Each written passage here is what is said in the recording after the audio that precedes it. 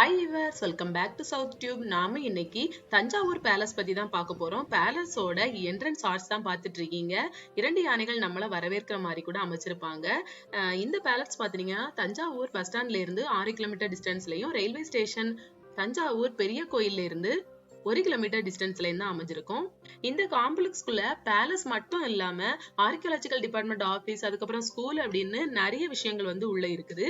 அரண்மனை இருக்கிற பகுதிகள்னு பாத்தீங்கன்னா தர்பார் மண்டபம், மணி மண்டபம், அதுக்கப்புறம் ஆர்ட் கேலரி, சரஸ்வதி மஹால், அதுக்கப்புறம் இன்னும் நிறைய விஷயங்கள் இருக்குது. அது என்னெல்லாம் பார்க்கலாம். பேலஸ்குள்ள போறதுக்கு 80 ருபீஸ் சார்ஜ் பண்ணுவாங்க. நீங்க இப்ப பாத்துட்டு இருக்க இடம் வழியாதான் பேலஸ்குள்ள என்ட்ரி ஆகுற மாதிரி இருக்கும். இந்த building archaeological department office. Darbar மண்டபம் அமைச்சிருக்காங்க. இது மராத்தியர்களால் கட்டப்பட்ட தர்பார் மண்டபம். அரண்மனை பேர் மராத்திய அரண்மனை அப்படின்னு குறிப்பிட்டிருந்தாலும் இந்த பகுதியில முதல்ல நாயக்கர்களால தான் பேலஸ் கட்டப்பட்டிருக்கு. அதுக்கப்புறம் தான் அவங்களோட ஆட்சிக்கு அப்புறம் மராத்தியர்கள் அவங்களுக்கு வசதிக்கு ஏற்ற மாதிரி நல்ல கலை நயத்துடன் அவங்க மறுபடி ரெனோவேட் பண்ணி கட்டியிருக்காங்க. டிஃப்ரெண்டான கலைநுட்பத்துடன் கட்டப்பட்ட நிறைய மண்டபங்கள் இங்க இருக்குது. செப்பரேட்டாவே எழுப்பியிருக்காங்க. ஆர்ட் கேலரி, பெல் டவர், அதுக்கப்புறம் சரஸ்வதி மஹால்னு நிறைய பகுதிகள் இருக்குது. நீங்க இப்ப பாத்துட்டு இருக்கதான் மணி கோபுரம். 7 அடுக்குகளை கொண்டிருக்க இந்த கோபுரம் பாக்குறதுக்கு இப்போதைக்கு உள்ள பில்டிங் எப்படி இருக்கோ அதே மாதிரியே அமைச்சிருக்காங்க. கட்டடக்கலை மராத்திய கட்டடக்கலை அமைப்பை ஒத்திருந்தாலும் பேஸ்மெண்ட் அப்படின்னு போட்டது நாயக்கர்களோட ஆட்சி காலத்துலதான். இப்போதைக்கு இந்த மணி கோபுரத்துல எதுவுமே இல்லை அப்படின்னு சொன்னா கூட முன்னாடி நாட்கள்ல ஒரு மணி தொங்க விட்டுருக்காங்க, கடிகாரம் தொங்க விட்டுருக்காங்க. மக்களுக்கு மணி அளவை குறிக்கிற அளவுக்கு அந்த இயந்திரம் அந்த மணி ஒலிக்கும் அப்படின்னு சொல்றாங்க. அதனால இந்த கோபுரத்தை மணிக்கூண்டு அப்படின்னு கூட அழைச்சிருக்காங்க. நீங்க இப்ப பாத்துட்டு இருக்க கோபுரம் ஆர்சனல் கோபுரம் பேர்ல அழைக்கப்படுது. ஆர்சனல் டவர் கூட சொல்லுவாங்க. பாக்குறதுக்கு கூட கோபுரம் மாதிரி தான் இருக்கும். இதுல 8 தளங்கள் இருக்கிறதாகவும் அதுல 2 தளங்கள் நாயக்கர்களோட ஆட்சி காலத்துல கட்டப்பட்டிருக்கு. அதுக்கப்புறம் தான் மராத்தியர்கள் அவங்களோட தேவைக்கு வசதிக்கேற்ற மாதிரி கூட கோபுரம் மாதிரி அமைச்சிருக்காங்க. முன்னாடி அவங்க ஆயுதங்களை சேர்த்து வைக்கிறதுக்காக ஆயுத களஞ்சியமா யூஸ் பண்ணிருக்காங்க. ராணுவ தொடர்பான விஷயங்கள் எதுவானாலும் இந்த கூட கோபுரத்துலதான் அவங்க சேமிச்சு வச்சு பாதுகாத்து இருந்ததாகவும் சொல்றாங்க. கூட கோபுரத்துக்கு முன்னாடி உள்ள இந்த ஹால், அந்த 4 சைடும் கவர் ஆயிருக்கிற இந்த பில்லர் ஹால்ல பாத்தீங்கன்னா 8ஆம் நூற்றாண்டு சோழர் காலத்துவேல உள்ள தெய்வங்களோட சிற்பங்கள் வைக்கப்பட்டிருக்கு. வெண்கல சிற்பங்கள், நடராஜரோட சிலைகள் அப்படின்னு எல்லாமே இங்க அமைச்சிருக்காங்க. தஞ்சை பெரிய கோயிலோட அந்த டிசைன், அதுக்கப்புறம் ராஜராஜ சோழரோட சிலை அப்படின்னு எல்லாமே இங்க அமைச்சிருக்காங்க. இந்த பகுதியை பெரும்பாலும் மியூசியம்னே சொல்லலாம். நாயக்கர்களோட தர்பார் மகாலம் இங்க இருக்குது. இங்க பிரான்ஸ் சிலைகள் வைக்கப்பட்டிருக்கு. நம்ம தொட முடியாத அளவுக்கு ஃபுல்லாவே கிளாஸ் கொண்டு தான் கவர் பண்ணிருக்காங்க. நடனமாடும் பெண்கள், நடராஜர் சிலை, அதுக்கப்புறம் பைரவர், தெய்வங்களோட சிலைகள்னு எல்லாமே பிரான்ஸால அமைக்கப்பட்ட சிலைகள் தான் இங்க அமைச்சிருக்காங்க. இந்த பேலஸ்க்கு பொறுமையா எல்லா இடத்தையும் பார்க்கணும்னு நினைச்சீங்கன்னா கண்டிப்பா 3 hours ஆவது டைம் எடுக்கும். உங்க ஃபுல் ஃபேமிலி என்ஜாய் பண்றதுக்கு ஒரு பெஸ்டான பிளேஸ்னே இந்த பேலஸ சொல்லலாம்.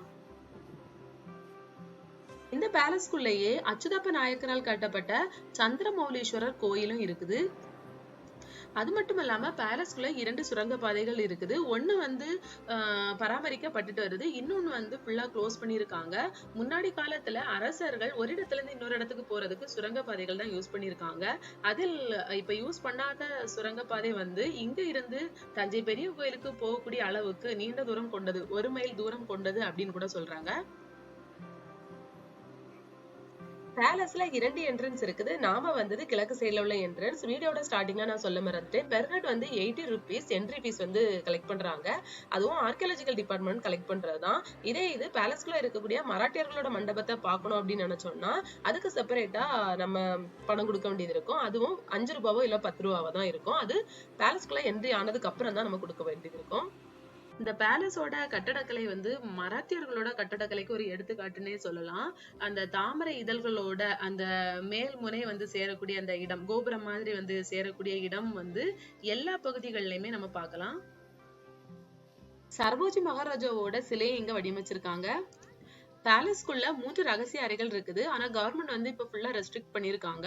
அந்த அறைகள் தவறு செஞ்சா சித்திரவதைகளை மக்களுக்கு கொடுக்கக்கூடிய அறைகளாகவும் இருந்திருக்கலாம் அப்படின்னு கூட சொல்றாங்க.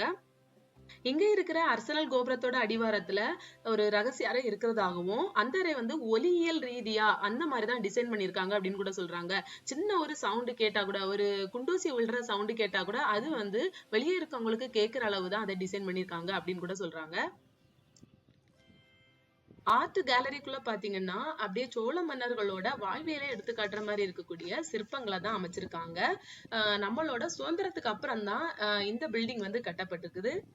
பேலஸ்ல இருக்கக்கூடிய சரஸ்வதி லைப்ரரியில ஆயிரக்கணக்கான ஓலைச்சுவடி நூல்கள் இருக்கிறதாகவும் வேறு நூல்கள் இருக்கிறதாகவும் கூறப்படுது. எல்லாமே வடமொழி தமிழ்ல எழுதப்பட்ட நூல்களாகவும் இருக்குது. இது எல்லாமே வந்து சோழர் காலத்துல பராமரிக்கப்பட்டு அதுக்கப்புறம் நாயக்கர்கள் மராட்டியர்கள் என பல மன்னர்களால பராமரிக்கப்பட்டு வச்சிருந்த அந்த நூல்களை தான் இந்த மஹால்ல வந்து வச்சிருக்காங்க. இந்த பில்டிங் பாத்தீங்கன்னா ஆக்சுவலா சரபோஜி மன்னரால தான் கட்டப்பட்டது.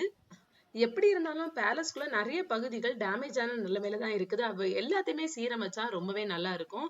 அதே மாதிரி நிறைய இடங்கள்ல ஃப்ளோர் கூட அவ்வளவா கிளீனா இல்ல.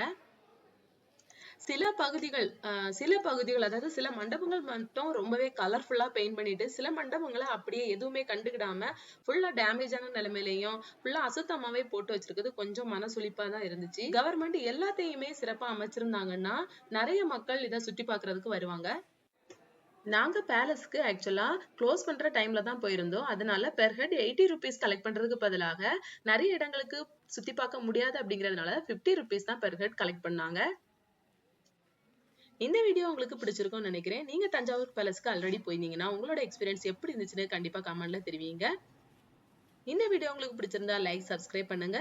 இன்னொரு வீடியோல சந்திக்கலாம்.